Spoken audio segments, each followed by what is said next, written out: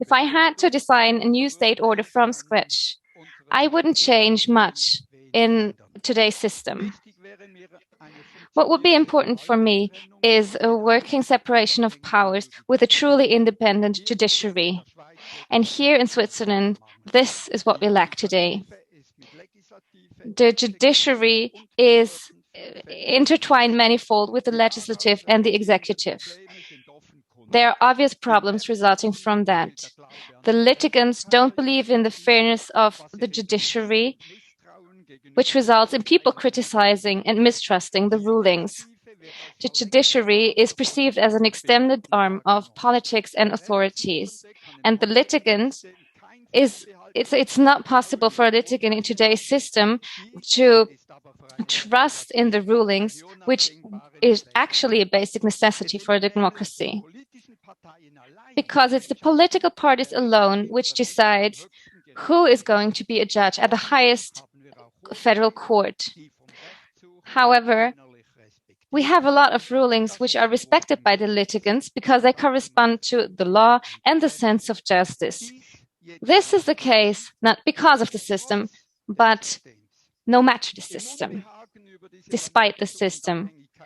Now, our highest judge's entanglement with and dependence from parties and politics is one of the reasons why we were able to collect more than 130,000 signatures in no time for our initiatives, although the initiative was never covered by state radio or TV. What does it rule back to? This system, today's system, which doesn't meet the requirements of the litigants. The system goes back to the foundation of the federal state in 1848. At the time, the federal court was part of the Justice and Police Department, and the tasks of the Federal Supreme Court were limited to insurance matters and disputes between the cantons. At the time, the cantons were, in almost every matter, independent sovereign states.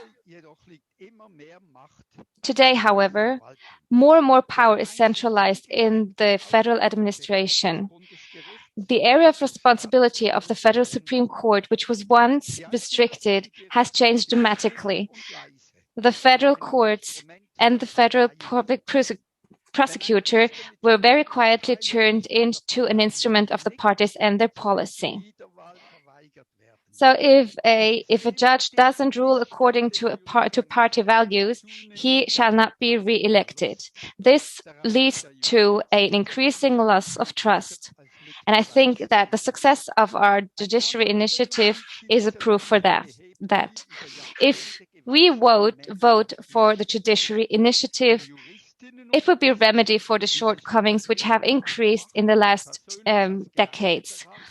Lawyers who think that they are professionally and personally suitable for the highest judiciary office, they apply to an independent and competent expert commission. This expert commission then examines the personal and professional aptitude of the candidates for this highest office of judge. And those people who pass this examination of the expert commission can take part in the lottery. Since the office of judges are very popular, I think that there will always be more candidates than vacant judicial posts. This process has clear advantages compared to the system today, which is defined by the political parties and which is highly intransparent. An expert commission which is independent of the authorities and political organizations can assess the candidates based on a certain catalog of criteria. Then it can grade the candidates using a scoring system and applying also killer criteria like a minimum age. And with that procedure, they decide who is admitted to the lottery. Of course, there can also be wrong choices. no one can say how a candidate develops over time, and how he or she proves herself. Graduates with the best grades are not necessarily the best judges. Disagreeable developments are always possible. Therefore, the judiciary initiative includes an impeachment procedure, which we don't have in the current system either. The qualified lot procedure is scientifically substantiated, and it's based on numerous studies. For example, in the Richterzeitung, judges by lot, Professor Dr. Katja Rose, Dr. Malte Döhne, and Professor Dr. H.C. Margit Osterloh. Compared to today's judge election system by the political parties, the qualified lot system only has advantages. It guarantees equal opportunities for all who want to become a federal judge. What is the most important factor for admission is the qualification. Today, people cannot apply for the office of a highest judge because they are not in the right or not in a political party at all. So people who are not willing to align themselves with party values cannot apply for this office. And this considering the fact that only 5% of our 8.5 million citizens are part of a political party.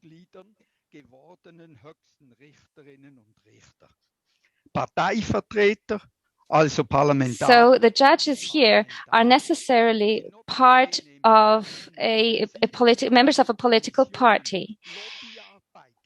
Actually, I would also want to touch upon the fact that members of parliament, for mercantile reasons, also do lobby work in 87 different commissions. And they say that they defend high values, but this is quite a strange argument. That's okay if these people are not allowed to define who is going to be a judge or not. Contrary to that idea, today, less qualified people can stay high federal judges because they want to have a high office.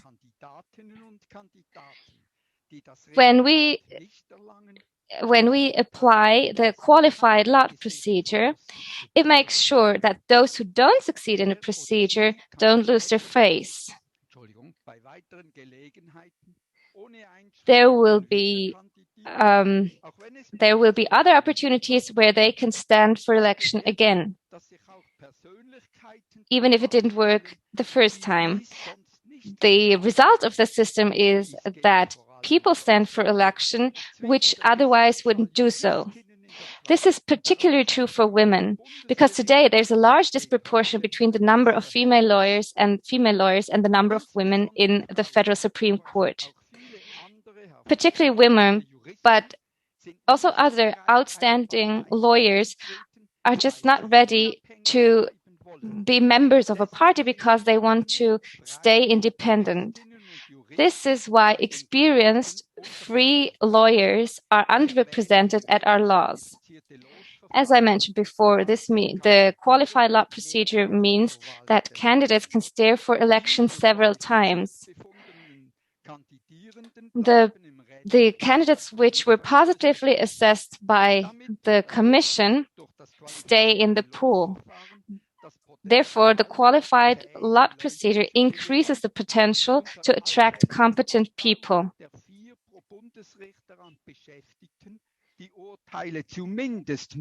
And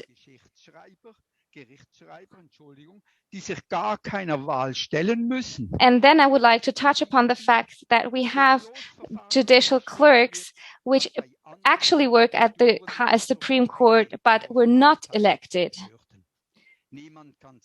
People who don't win in the lottery don't have any disadvantage because no one can say that they were incapable of working as a judge at the highest court. It also reduces the danger of people overestimating the self.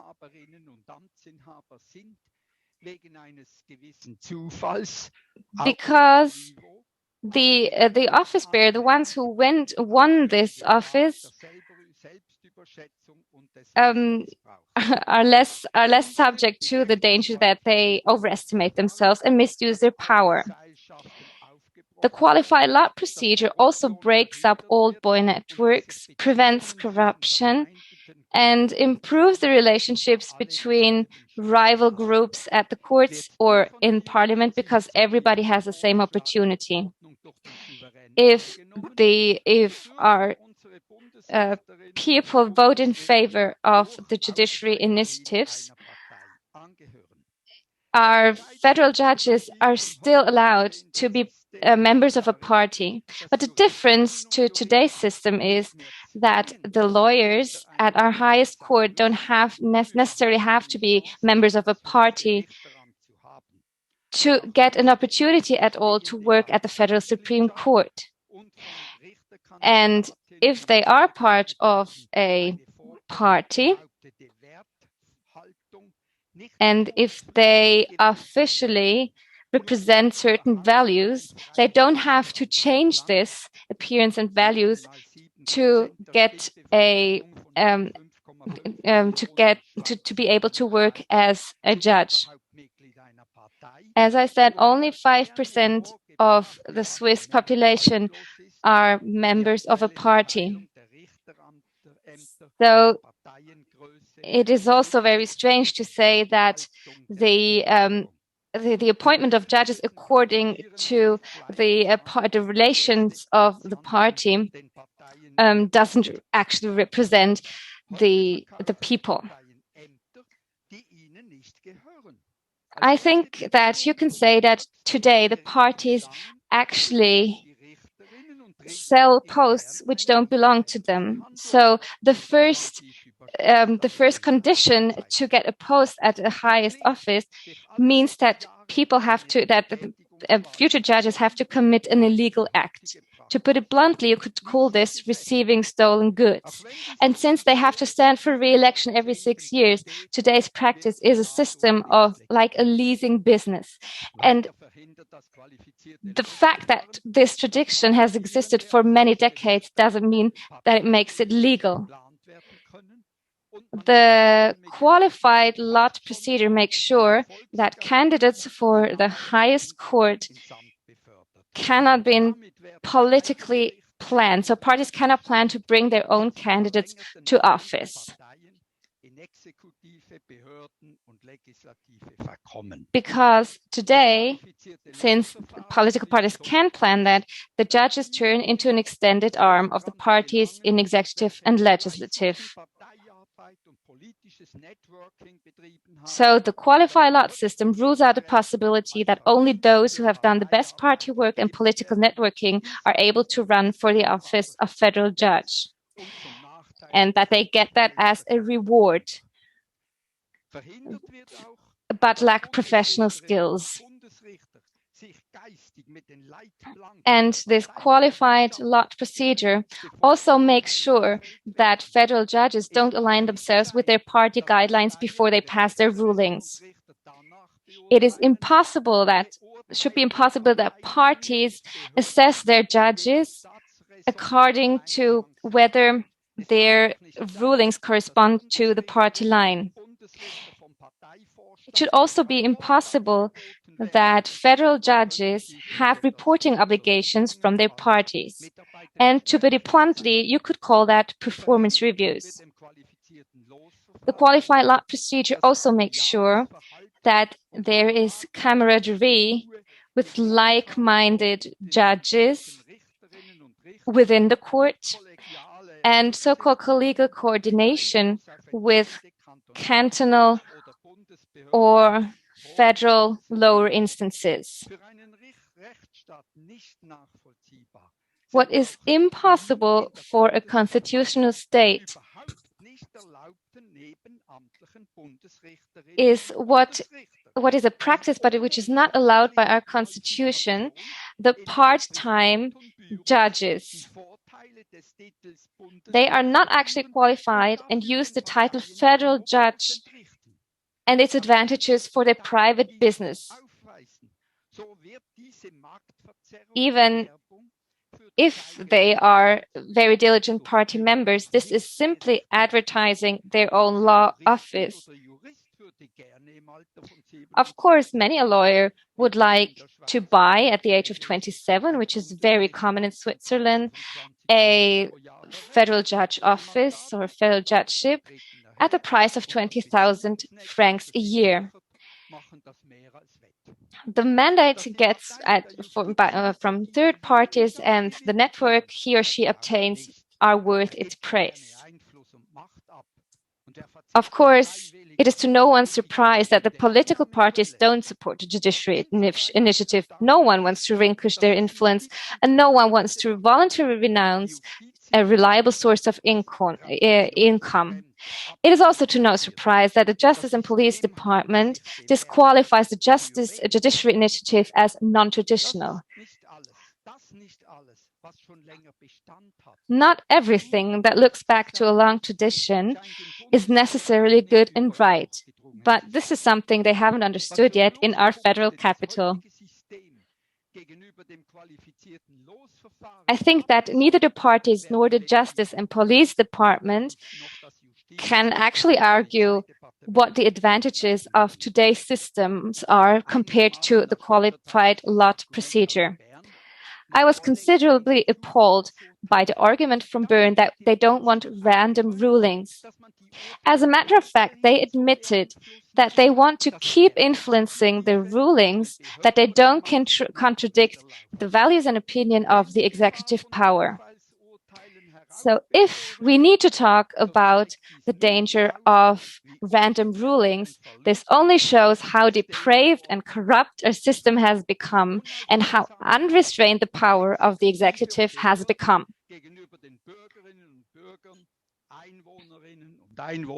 Schon gediehen ist. Die Botschaft des Bundesrates zur Justiz. The message of the Federal Council on the Judiciary Initiative from the 19th of August 2020 states that the Judiciary Initiative lacks democratic legitimation.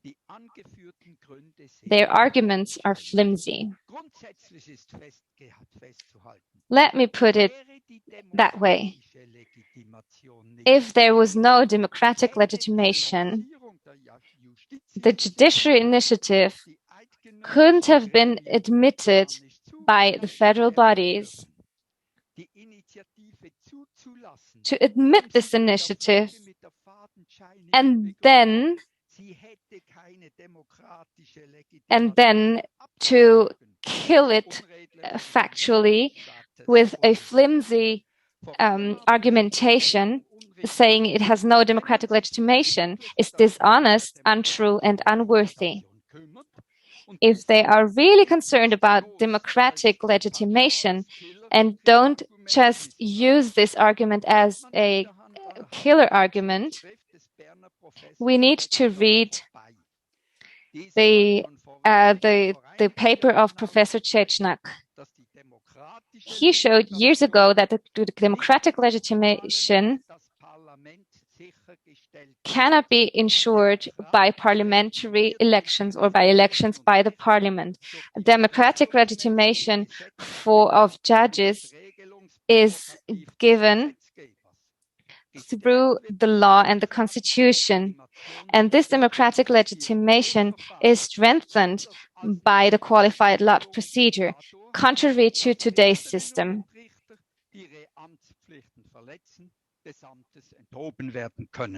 Because, according to this initiative, judges who don't work according to the requirements can be impeached. Auch heute lassen sich prominenteste und fähigste Wissenschaftlerinnen und Wissenschaftler zitieren, die mit neuesten und wissenschaftlichen empirischen Science is clear that the qualified lot procedure is what a constitutional state needs. The only ones who can be against it are people who want to keep their power and who see an enemy to their power in independent judges. In the Swiss system, a qualified lot system, Switzerland urgently needs to implement a qualified lot procedure to appoint our highest judges, as the Judiciary Initiative suggests. This procedure has clear advantages compared to the current system. It remedies grievances in our system and contributes significantly to the independence of the judiciary. It creates trust for the people looking for justice and guarantees the independence of our highest judges. With that, it meets the basic human need for justice. Thank you very much for your attention.